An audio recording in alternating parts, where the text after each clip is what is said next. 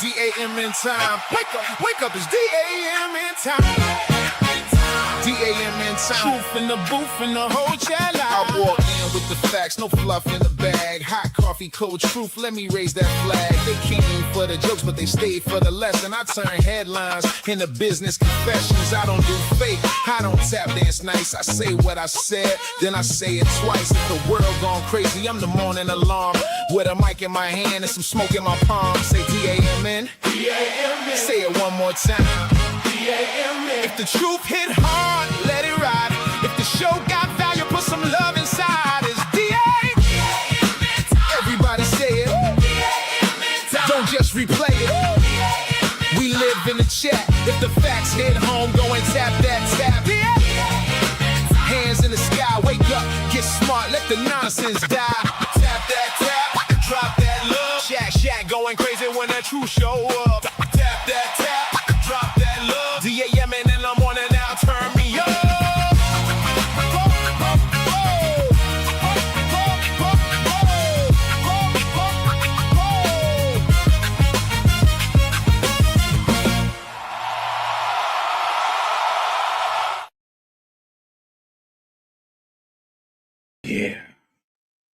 Yeah, people. What's good with you? Welcome to Dave Anderson Morning News. Of course, I am Dave Anderson, and this is D.A.M.N. Today, we got a special show.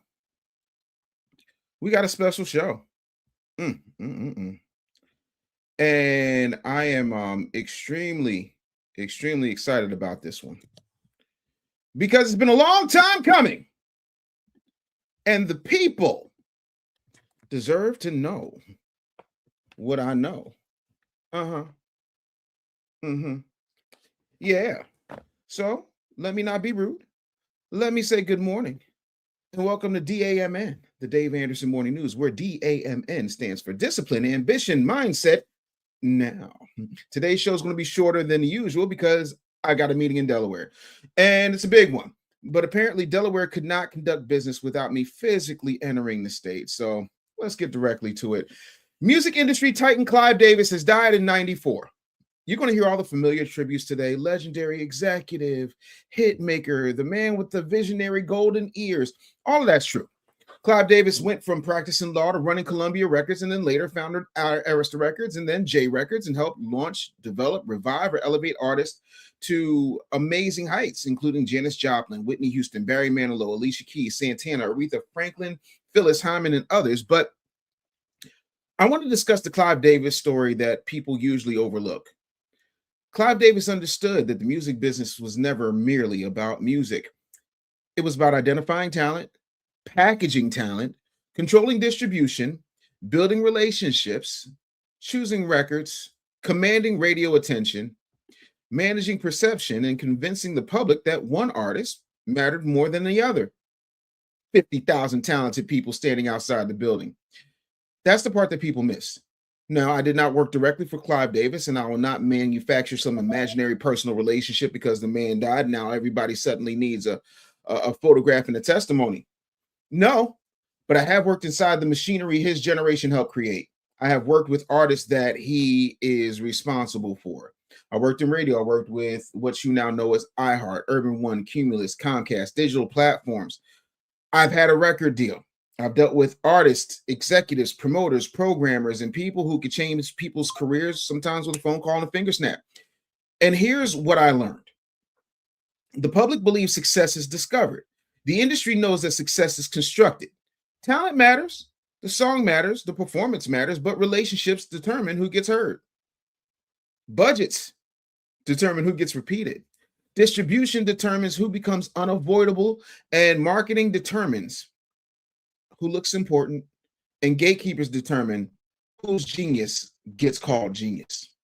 Now, you can have the greatest record in America sitting on a laptop nobody opens.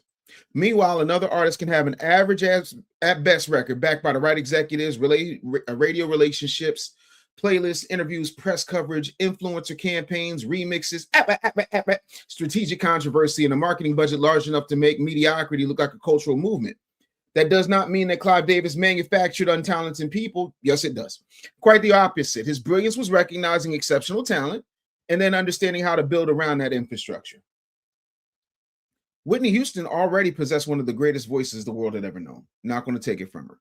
But voices do not negotiate contracts, select singles, coordinate radio, manage marketing, secure television appearances, create a pop star bubblegum image, and create momentum. The world remembers the voice. The business remembers the system and the infrastructure surrounding the voice. And Clive Davis understood systems. He understood that executives didn't merely sign artists. The best executives build environments where artists can become culturally inevitable. That's why his legacy matters to entrepreneurs. Now, some of you are talented, but invisible. You keep improving the product while ignoring the distribution. You keep polishing up your message while refusing to build relationships. As a result, you keep saying, my work should speak for itself. And I'm going to tell you, no, it shouldn't.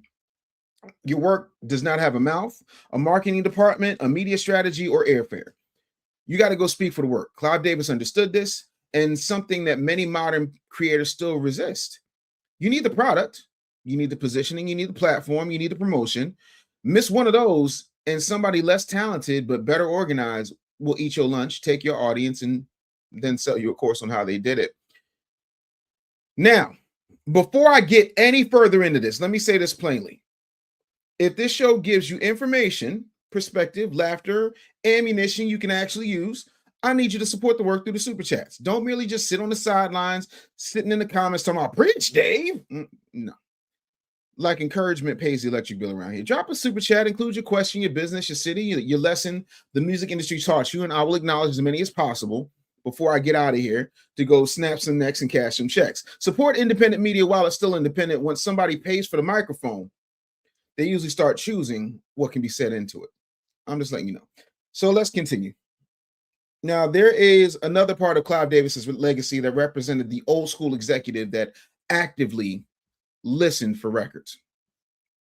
Not followers, not social media numbers, not whether somebody had a viral TikTok dance. Now, I want to make sure that I'm giving all the flowers I need to give before I start dropping this here hammer. So I'm going to say everything that I need to say. And then we're going to keep this thing pushing. So Clive listened for voices, for songs, emotional connection, longevity, and whether an artist could become bigger than just one moment.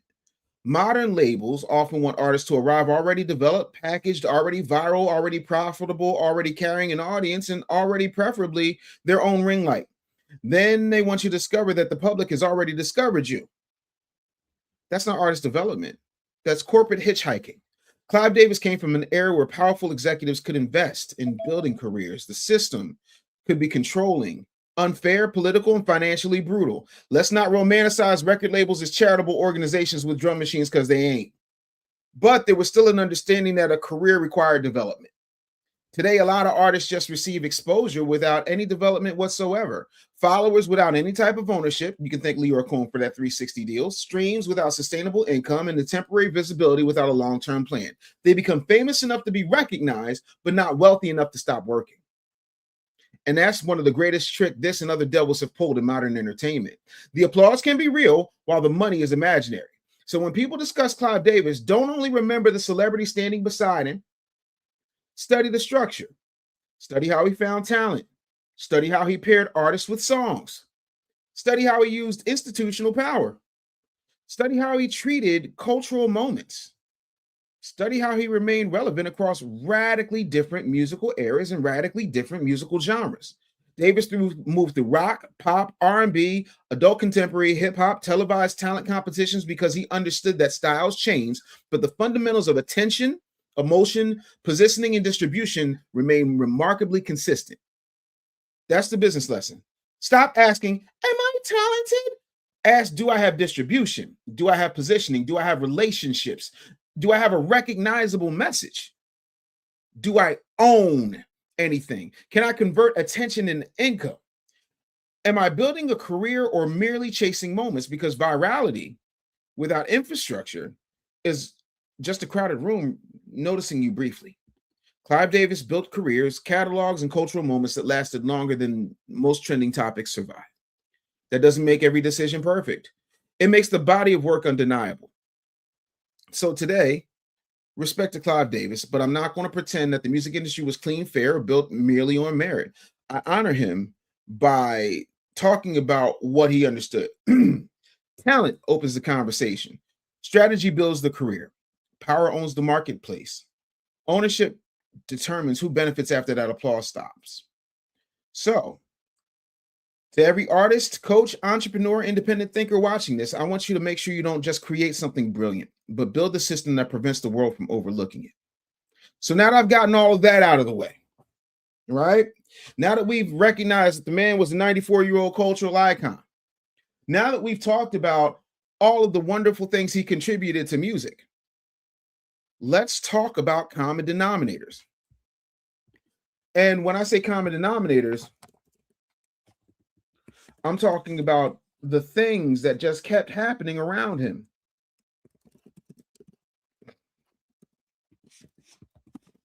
Hold on one second.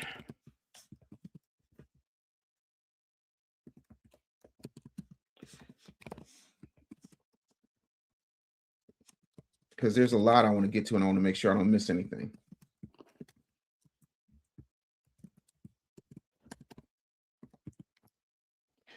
I want to be able to talk to you about the music industry I know.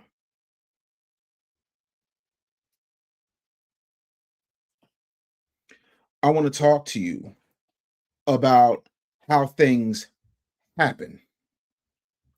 I want to talk to you about what it looks like when people just paint the Hall of Fame version and don't really talk about what actually happens and what that looks like in real time.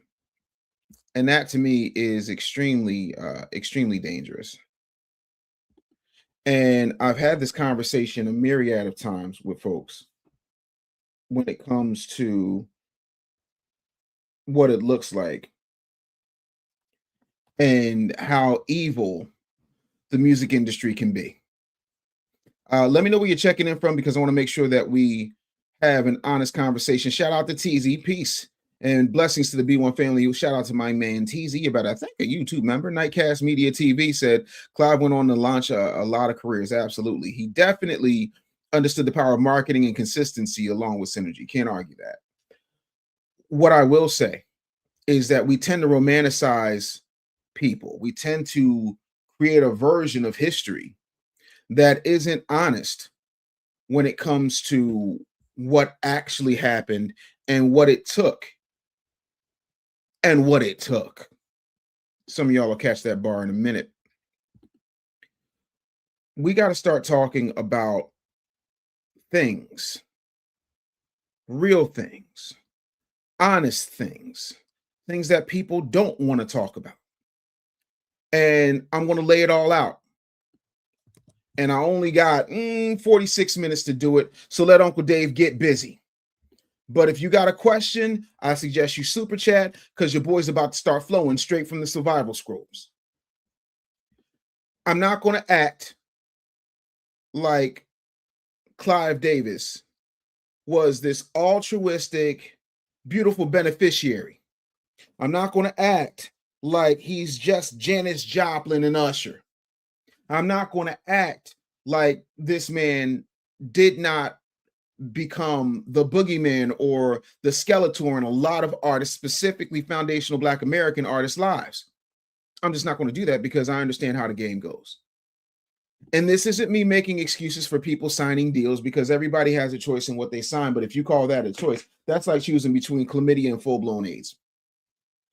You know, sit there and be the most talented person in the bingo hall, or be the most talented broke person in Madison Square Garden. Yeah. So Uncle Dave's gonna break this down, and I don't have enough time to go through each and every one of the most disgusting things this man did. But what I will do is give you what I like to call the human highlight reel. Let me know you're with me. Let me know where you're checking in from. I want to make sure you're there. What up, Jersey City? What up, Forever Red? I see you. And let's get it popping. right? So Clive Davis was fired from CBS Records in 1973 amidst allegations involving misuse of company funds and a broader payola controversy. Now, let me put that to you another way. As a radio professional, I can tell you there's no such thing as a record that isn't bought and paid for. Whether it's through marketing, promotion, or this nasty little money laundering thing the record and radio industry do called indies. And so because there's all these laws about plugola and payola, what winds up happening is you need somebody to take that money and wash it.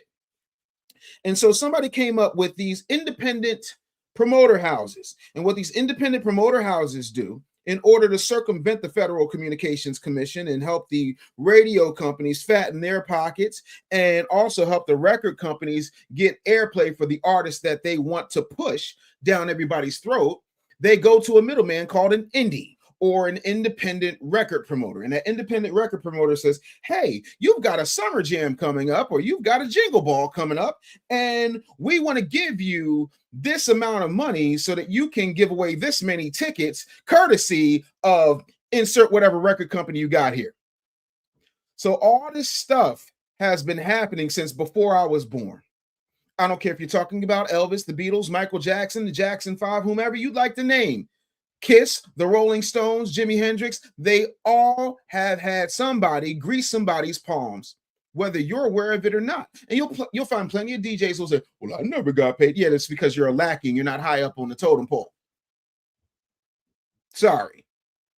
So let's get into it. Now, Davis denied the ugliest accusations and said he was being targeted. But in 1976, he pled guilty to one count of tax evasion involving unreported personal travel expenses, received a suspended sentence, and paid a $10,000 fine. And I'm not going to mention the fact that Clive Davis was a lawyer.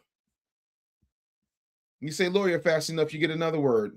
Liar. But I'm not going to keep going. Now, again, that does not erase his genius. And I'll be first to tell you, I know plenty of evil geniuses, but it does destroy the fairy tale that his career was simply one brilliant decision after another. Clive Davis didn't merely survive scandal. He mastered the American art form of returning from scandal more powerful than before. Now, my uncle, the late Roscoe Gill, happened to be a voice coach, and one of his most famous clients was a woman named Phyllis Hyman. So let's discuss, shall we? I think you might want to sit down for this one. Phyllis Hyman was one of the greatest voices ever recorded. She was gorgeous. She was sophisticated. She was emotionally volcanic and impossible to reduce to some little corporate marketing formula. So, depending on who you ask, and I know a lot of people who were there. I only met Phyllis Hyman once, and I was like 15 years old. So I can't tell you anything other than what she said to me, which was make sure you own as much as you possibly can. That was the extent of my interactions with Phyllis. My uncle, on the other hand, could tell a whole lot of stories, and I'm not going to get into all of those for obvious reasons. But here's what I will tell you. Accounts of Phyllis Hyman's Arista years describe an increasingly adversarial relationship between her and Clive Davis. The dispute was fundamentally about artistic identity versus commercial direction. Davis wanted records he believed could cross over and sell. Phyllis Hyman wanted to protect her music and her identity that she believed belonged to her. She was unapologetically Black. She was unapologetically urban. She was tall, statuesque, thicker than a Snicker, beautiful, and she understood the importance of ownership, and Clive Davis didn't like it one damn bit.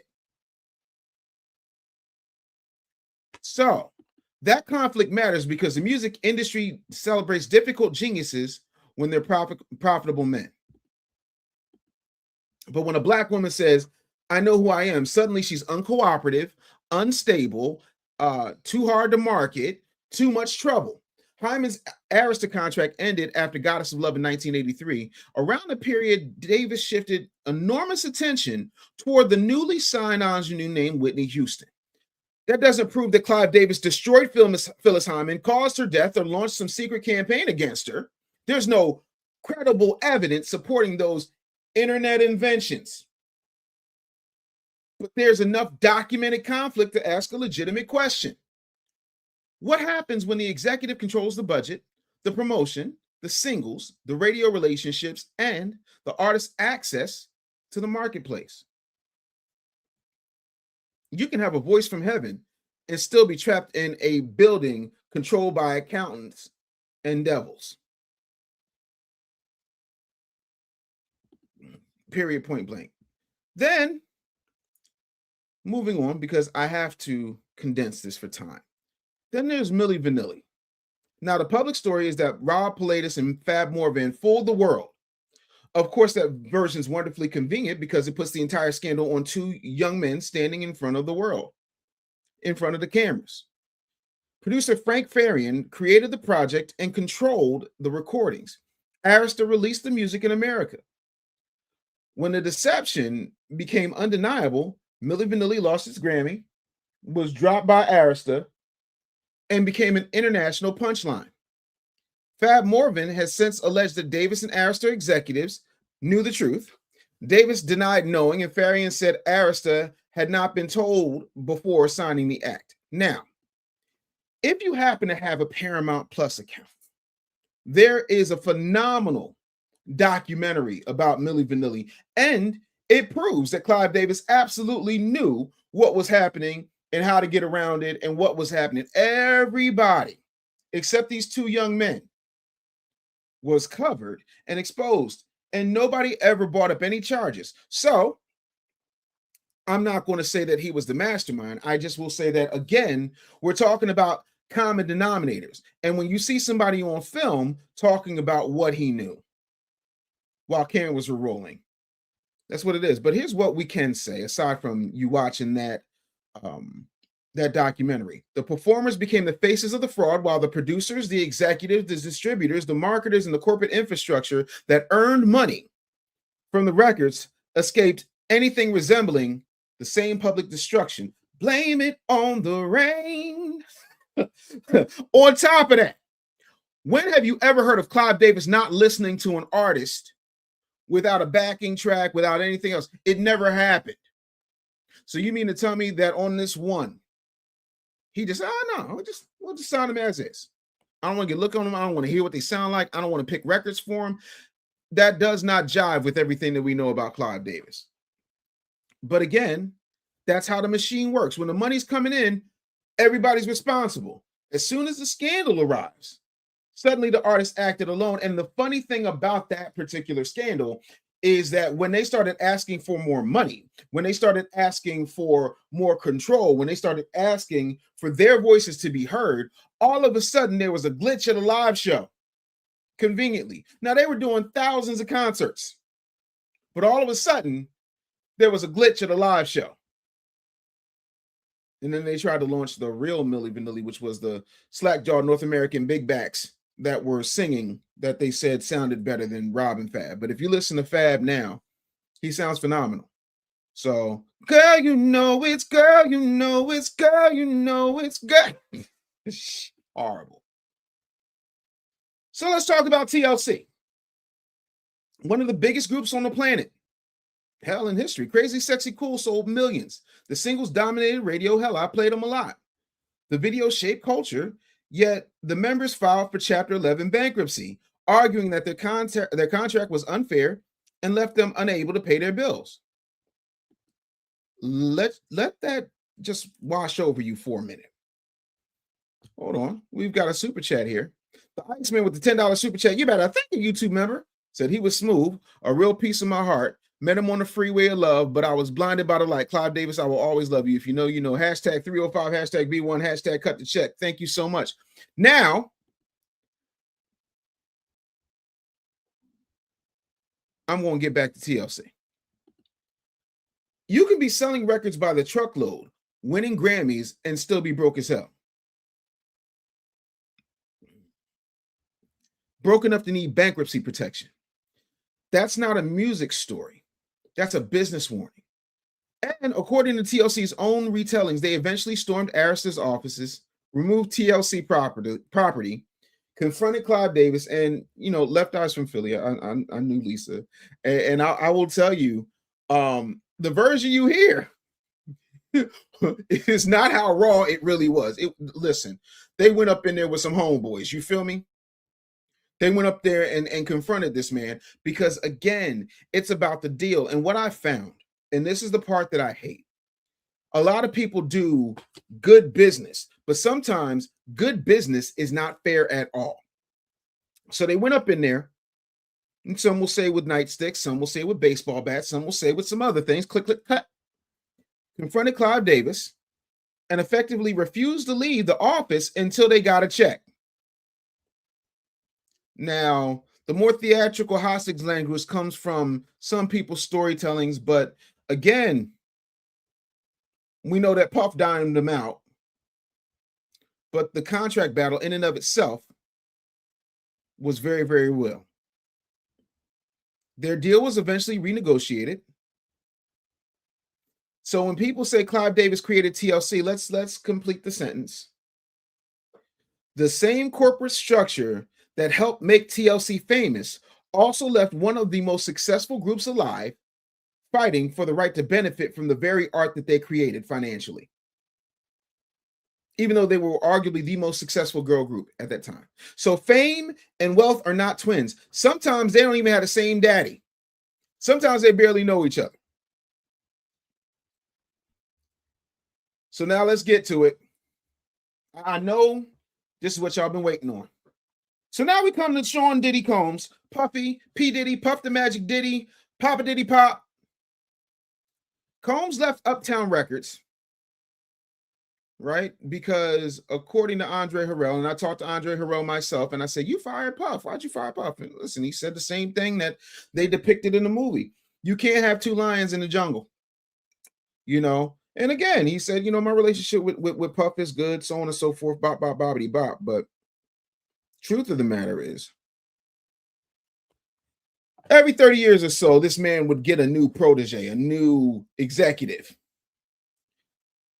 Now, depending on the legend, or depending on which version of the story you've heard, after Puff was unceremoniously fired from Uptown after crafting such artists like Jodeci and Mary J. Blige, so on and so forth, the Dolly My Baby remix with Super Cat, you know, Big was signed there, whole nine, right? He was so upset and so distraught that he unplugged his phone for 3 days. And when he plugged his phone back in, he also had a nice check for some serious money. And he took that money and started Bad Boy as an imprint under Arista Records. Now, depending on who you ask, and depending on how deep you want to go down the rabbit hole, you know how Puffy had that album called We Invented the Remix? He never had an album called I Invented the Freak Off. And we all know that in later years, Clive had admitted to liking certain things. And I mean, this would be his month, if you understand what I'm saying. And because Clive ain't black, I think you know I'm not talking about Black Music Month. So all I'm saying is, did he really just stay in his apartment for 3 days and nobody came by to check on him? Or could it have been that he sealed that deal, allegedly, supposedly for entertainment purposes, with Freak Off?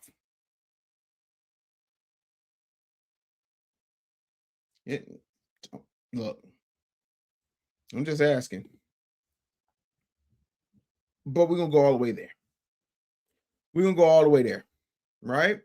So Diddy leaves Uptown, and Clive immediately entered a 50-50 joint venture with him that helped him establish Bad Boy as one of the most powerful labels in hip-hop, period, point blank, arguably in history. Bad Boy gave us Biggie, Faith, 112, Mace, and an era-defining catalog. It also gave Diddy dirty money. See what I did? Infrastructure, distribution, corporate credibility, access to rooms he couldn't have built alone. Access to rooms he couldn't have built alone. That relationship is documented. What's not documented is that Clive Davis knew about or approved every act Diddy would later be accused or convicted of committing. So we can't say that unless evidence emerges. Conspiracy theories make legitimate criticism look unserious. We can say that Combs was convicted in 2025 on 2 counts involving transportation for acquitted of racket conspiracy and SMEX trafficking charges and sentenced to 50 months in federal prison. But Clive Davis has never done a day of time. The responsible question isn't, did Clive Davis secretly know everything? The responsible question is, how does the entertainment industry create powerful men, the system behind those powerful men, profit from those powerful men's behavior, ignore the warnings while the revenue is flowing, and then act completely astonished when the curtain finally falls and we see these folks start falling off? Davis helped provide the runway, and the institutional infrastructure for Bad Boy through that 50-50 Arista partnership. That's a historical fact. Anything beyond that requires evidence, not YouTube incense and conspiracy fog. Now, let's talk about something that a lot of people don't talk about, which is what I call the replacement killer. Clive Davis was famous, depending on who you ask, for entertainment purposes only on Earth 2, allegedly, supposedly. When Phyllis Hyman became too much and wanted ownership, he went and put everything into Whitney Houston. I'm not sure what happened with Usher, but the next thing you know, Clive Davis starts J Records, and he signs Alicia Keys, and he signs a little boy out of Baltimore named Mario. And there was a lot of scuttlebutt in the industry that only radio people and record industry executives knew. And that was, allegedly, supposedly for entertainment purposes only, Usher felt some type of way about Mario. And if you think I'm lying, there was a song. And in that song features, if I'm not mistaken, Cassidy. And that song came out like not too long after Mario was signed. It hit a lot of mixtapes, but it didn't get a whole lot of burn on mainstream media, and it didn't have a video, so you might have missed it. But it basically says, next time y'all niggas want to compare me, remember, I just turned 18. That means I got 7 years to catch up. So what's up? Now, if you do the math, if he just turned 18 and he says he's got 7 years to catch up, there was somebody who was 7 years his senior who he had to catch up to. Who put the battery in his back? Who authorized that record? Because there's a verse in that song that says, I got Mr. Davis in the captain seat pushing buttons for me. Now, if you know anything about me, my favorite modern R&B artist is Mary. So these ain't shots. I'm telling you the truth. Google it if you ain't got nothing better to do. But this taking one artist and then putting out another artist is diabolical. And acting like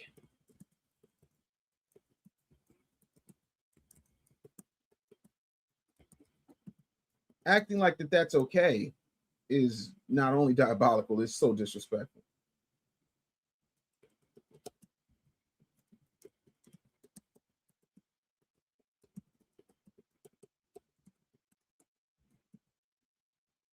Also,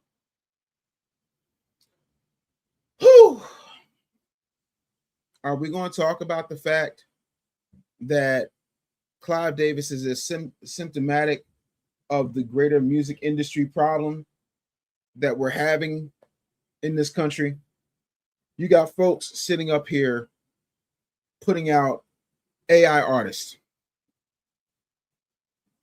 and making profits because they don't want to deal with artists being wise, because now we got Google, we got all these things that we can use.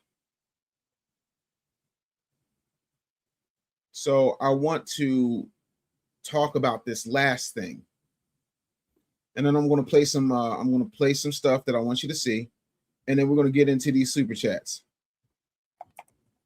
Now this one, and I know you ain't gonna like it, but again, that ain't never stopped me before. Now, we can't talk about Clive Davis honestly without talking about the night Whitney Houston died. On February 11, 2012, Whitney Houston was found unresponsive in a bathtub inside her room at the Beverly Hilton Hotel. She was pronounced dead at approximately 3:55 that afternoon. Clive Davis' annual pre-Grammy Gala was scheduled inside that same hotel later that evening, and the gala continued. Whitney's body remained upstairs for hours while celebrities, executives, producers, and industry power players entered the hotel and attended the event downstairs. Contemporary reports stated that her body was not removed until after midnight, roughly 8 hours after she had been pronounced dead. Now, let's be accurate. There's no verified evidence that Clive Davis personally ordered authorities to keep Whitney Houston's body upstairs until after the party was over. The Los Angeles County coroner denied reports that anyone asked them to delay removing her remains. So I'm not saying Clive Davis controlled the coroner. I am saying something a little bit more disturbing. Whitney Houston was dead upstairs while the music industry continued celebrating downstairs. That, ladies and gentlemen, is what we call a documented fact. Davis then proceeded with the event saying Whitney would have wanted the music to continue. Recording Academy president Near Portnow also said Houston's family had asked the event to move forward. The gala was reframed as a tribute, and Davis publicly expressed his devastation. But we are still allowed to ask whether continuing was appropriate, because Whitney was not some distant celebrity who happened to die across town. She was Clive Davis's greatest discovery. Not Janis Joplin, not Bruce Springsteen, Whitney Houston. She was supposed to attend that party. She died in that same building where the champagne continued flowing.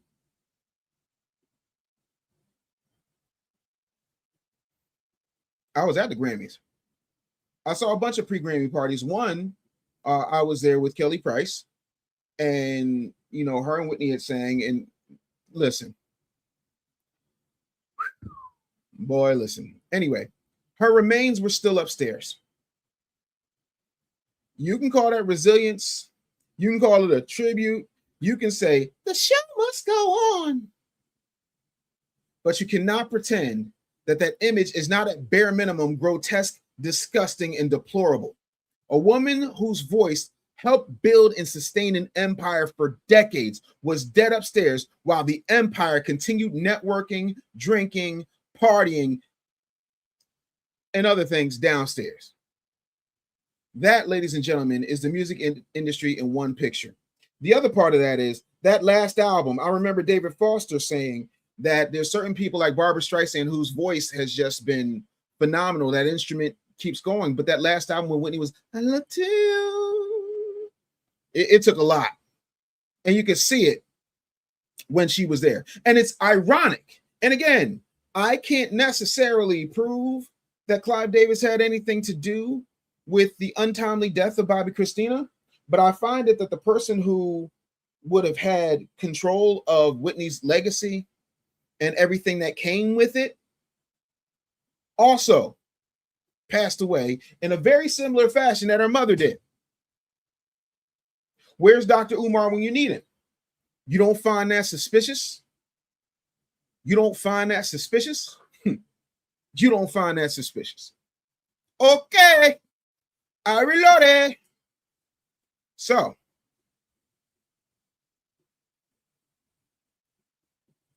LS, don't get ahead of me because I want to talk about that too.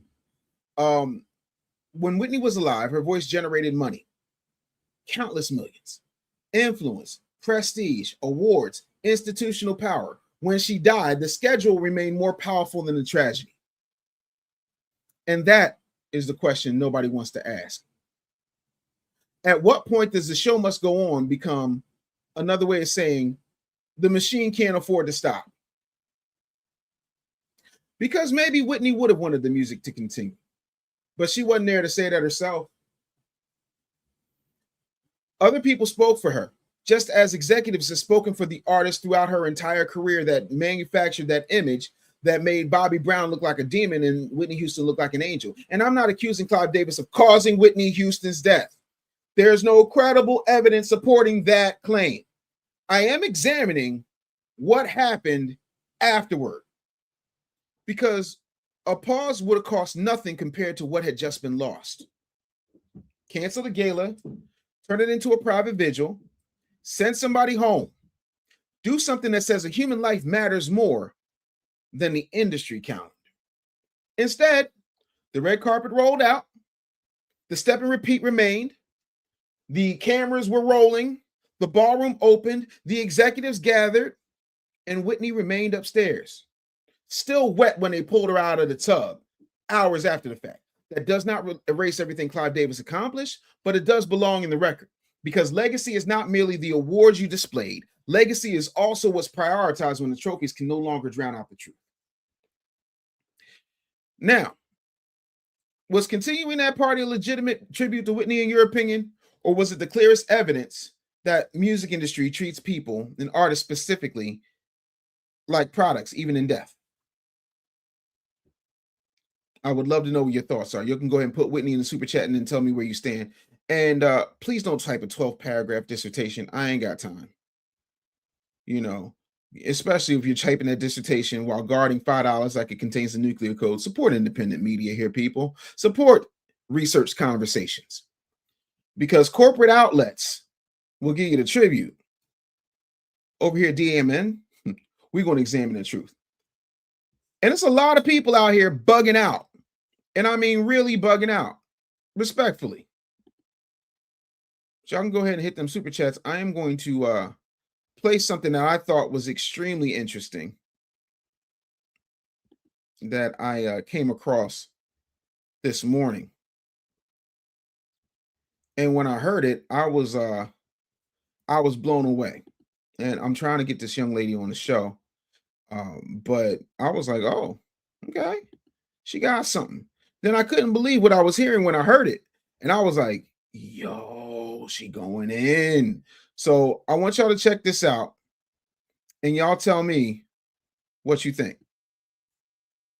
In my comment, worldwide protest. Timbaland in my comment, losing rights every day. Timbaland in my comment, he an icon and he paid. Why Timbaland in my comment? Could be anywhere in the world. Timbaland, here you are. Chat, somebody stop me if I take this shit too far. Clown activities by superstars we grew up on. I might have to thank you for the record that I blew up on. Wasn't gonna take it here, wasn't getting this involved. You can't speak on music no more. You co-signing Pinky Dog. You not giving feedback. Timbo out here chasing clout. Timbaland on TikTok dropping bands on Pinky gooning out. Yikes.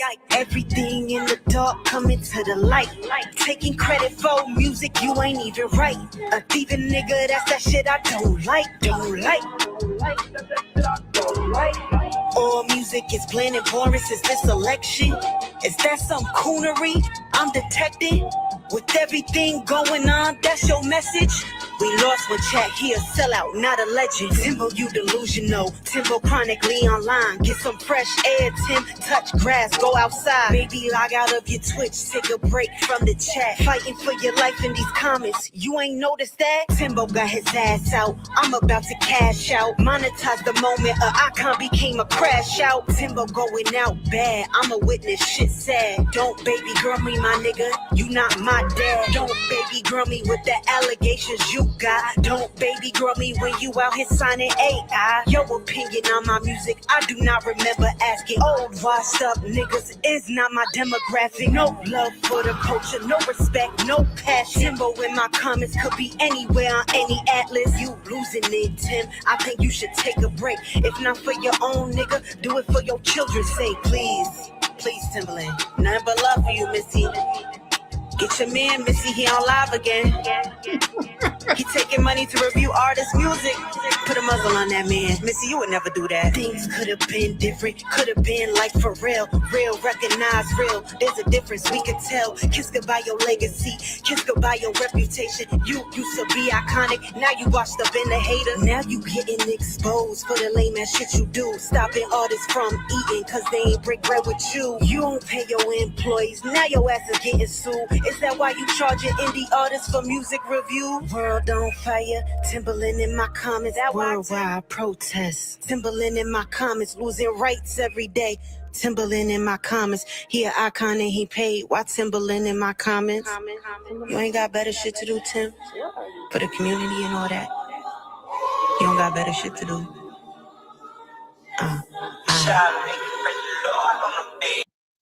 Yo, that right there. Woo! Yo. I was like, she went straight Roland Martin on that boy. She was like, You got the jump in his ass. I actually have a response from Timbaland. It's like this. Yo, like, so, yo, she literally got at him. Apparently, this has been going on for a year. Now, Timbaland, and I'm not trying to be funny because I was really excited when I saw the promo that he was supposed to be doing a record with Chloe Bailey. I just knew it was going to hit because to me, I think Chloe Bailey is a phenomenal producer. I think Timbaland at one particular time was a phenomenal producer. Anytime you can get anybody to listen to Magoo rap, you're a phenomenal producer. Can't take it from you. Genuine, Missy, like, I mean, again. Also, did y'all peep the fact that Ryan Wyld had an Aaliyah shirt on while ethering Timbo? That's my kind of petty. That's my kind of petty.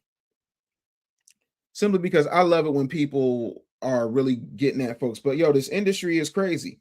And I'm not trying to be funny because everybody likes to focus on Timbaland's hits, but nobody focuses on his misses.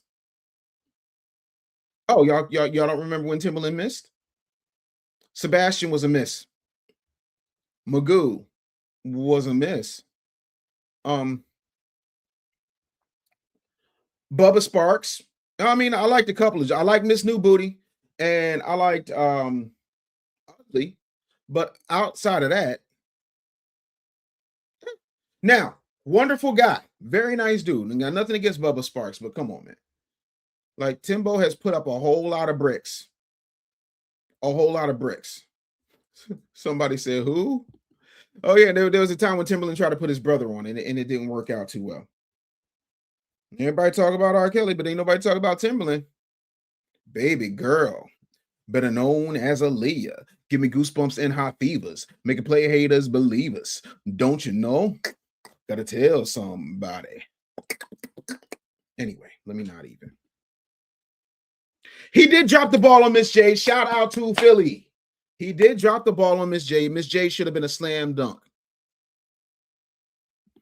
And again, I like Bubba. But when you look at Eminem, come on, son. Like Bubba did, he dropped the ball. What I'm saying is he dropped the ball on a lot of folks. But now he's signing digital artists. And my point in talking about that is when you start focusing on digital artists, then the art in and of itself becomes about what somebody else already created, and those artists don't ever get any credit. Now, I'm not saying AI don't have its place. Look at what it's doing for Beans. You know, because Beans ain't really got a voice no more, but he using AI on himself. I think that's dope. You know, if you're not the best with harmonies, I'm not mad at you using AI. But for everything, nope. Yo, first of all, to this day, and I will give Timbaland credit where credit is due. To this day, that is my second favorite Pastor Troy song, almost a tie for my favorite Pastor Troy song. Oh, tell me what's your name. Oh, are you wearing Bugle jeans? Hell no. I heard you was from Atlanta. Listen, Miss Jade owned that track. Baby, please excuse my manners. I just want to know. Are we cutting yet? Are we cutting yet? Are we cutting yet? Ew. Hell yeah. She won't see tomorrow if I don't cut tonight. Let me tell you something. All I'm saying is a lot of times this industry will start doing things, but to sit up here and tell that woman that she's not an artist, you bugging. You bugging. Ryan Wyld is a hell of an artist. So again, I might play that on my way to Delaware today. But yeah, man, I just wanted to give y'all an idea and give y'all a different perspective on the whole Clive Davis situation other than what you've been getting.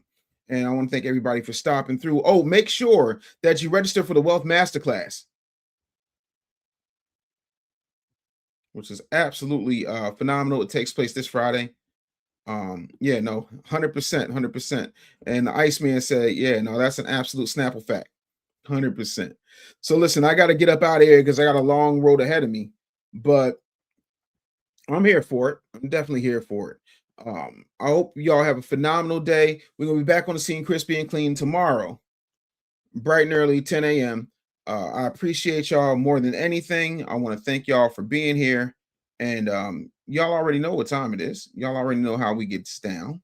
Y'all already know what this is and how we move. So y'all have a phenomenal day. And I will check y'all asses out next time. Peace.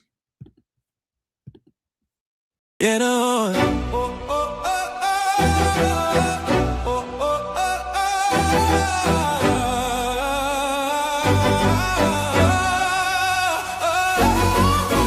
Did I wake up? Get your mind right. Real talk, no fluff, no sidelines. We outside, bring the truth to the sunrise. D.A.M.N, yeah, we coming at the right time.